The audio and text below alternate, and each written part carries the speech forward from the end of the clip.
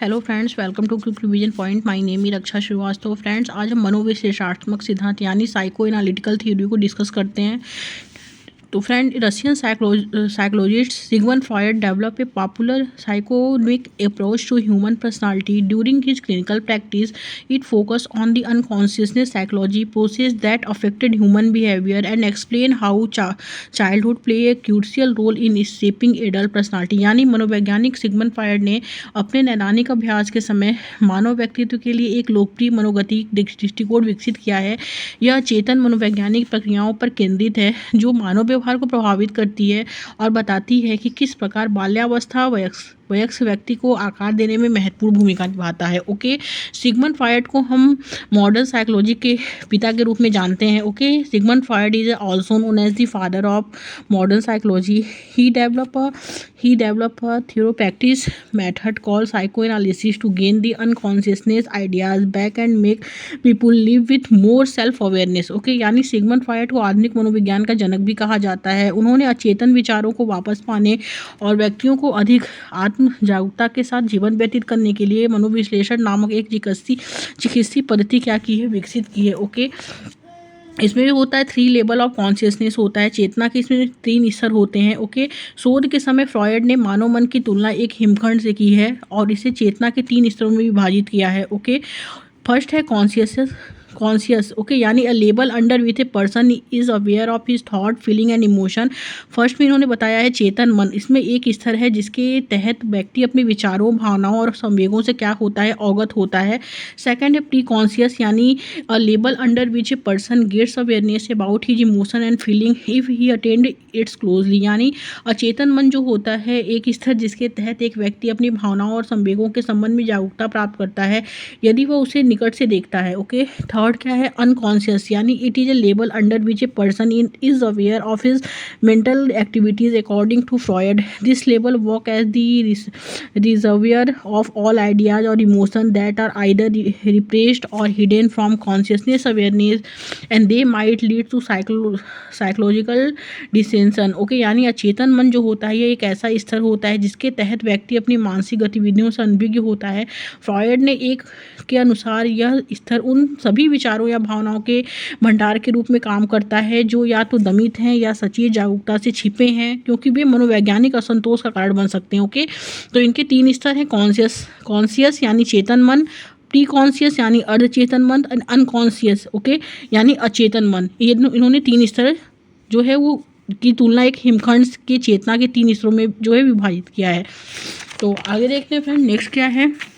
Next है कि Freud propose that our personality consists of 3 element, namely id, ego and super ego. Okay, यानी कि Freud ने प्रस्तावित किया कि हमारे व्यक्तित्व में 3 तत्व होते हैं, इदम, अहम और परा अहम। ओके, मतलब उसको इन्होंने बताया इद, ईगो एंड सुपर ईगो। इद को इन्होंने इंस्टिक्ट, ईगो को रियलिटी एंड सुपर ईगो को मॉरलिटी बताया है। ओके, और इसमें उन्होंने बोला है कि इद है this part of a personality operates consciousness, its deals with basic intense biological and aggressive impulses. The aim of it to gratify one its immediately without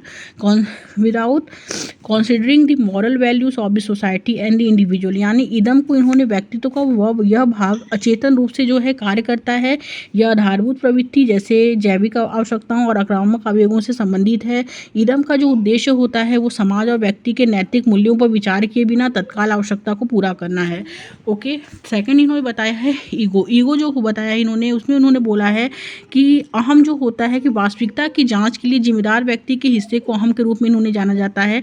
ID वास्तविकता के सिद्धांत पर भी कार्य करता है।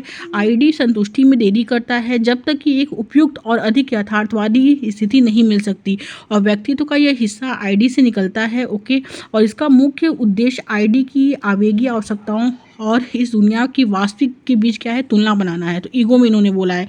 और सुपर ईगो में इन्होंने बताया है कि पराहुम, यानी यह हमारे व्यक्तित्व का नैतिक, शैक्षिक या नैतिक गुरु है, या आइडेंटिटी के आवेगी ग्रह को नियंत्रित करता है और केवल यथार्थवादी व्यवहार के बजाय नैतिक रूप से जो है उपयुक्त व्यवहार के चुनने के लिए भी अहम का जो है पीछा करता है। ओके, तो इसमें इन्होंने 3 बताया है, id, ego and super ego. Okay, अब इन्होंने बोला है कि stage of psycho sexual development यानी मनोवैज्ञानिक विकास की इन्होंने 5 चरण बताया है, जिसमें फर्स्ट इन्होंने बोला है कि ओरल स्टेज यानी बर्थ टू 18 मंथ, मौखिक चरण जो होता है वो जन्म से 18 महीने होता है। इसकी विशेषताएं उन्होंने बताया कि अधिक अधिक संतुष्टि या कम संतुष्टि से वह निर्धारण हो सकता है, जिसके परिणामस्वरूप व्यक्ति में अधिक खाने, शराब पीने या धूम्रपान करने का इसमें जो है विकास होता है। ओके। और सेकंड जो इन्होंने बताया है वो बोला है कि गुदा चरण यानी 18 महीने से 3 वर्ष। ओके। इसमें उन्होंने जो बोला है, इसमें उन्होंने बताया है कि बहुत कठोर या बहुत हल्का शौचालय प्रशिक्षण निर्धारण का कारण बन सकता है, जिसके परिणाम स्वरूप विकास या तो गंदा हो सकता है, कम आत्मनियंत्रण लेकिन उदार या साफ सुथरा व्यवस्थित लेकिन मतलबी हो सकता है। ओके। और थर्ड इन्होंने बोला है फॉलिक चरण यानी 3 से 5 वर्ष। ओके। इन दो परिसरों के सफल समाधान से एक परिपक्व यौन पहचान विकसित होती है, यानी Oedipus complex and Electra complex. Oedipus complex जो होता है वो लड़के का अपनी माँ के प्रति स्नेह की भावना, एंड इलेक्ट्रा कॉम्प्लेक्स जो होता है वो लड़की का अपने पिता के प्रति स्नेह की भावना होता है। ओके। इसके बाद इन्होंने बताया है विलंबता चरण यानी 6 से 12 वर्ष में इन्होंने बताया है कि इस अवस्था के दौरान यौन ऊर्जा होती है, शैक्षिक, खेलकूद और सामाजिक गतिविधियों की ओर अग्रसर होता है। इससे विपरीत लिंग में कोई दिलचस्पी नहीं है या कम है। ओके। इसके बाद इन्होंने 13 वर्ष से वयस्कता तक बताया। इसमें उन्होंने बताया है कि पिछले चरण को सफलतापूर्वक पूरा करने से विपरीत लिंग के साथ एक परिपक्व अंतरंग संबंध जो है विकसित करने में जो है मदद मिलती है। तो इसमें उन्होंने 5 बताया है साइकोसेक्सुअल डेवलपमेंट में। इन्होंने फर्स्ट बताया है बर्थ टू मौखिक चरण। ओके।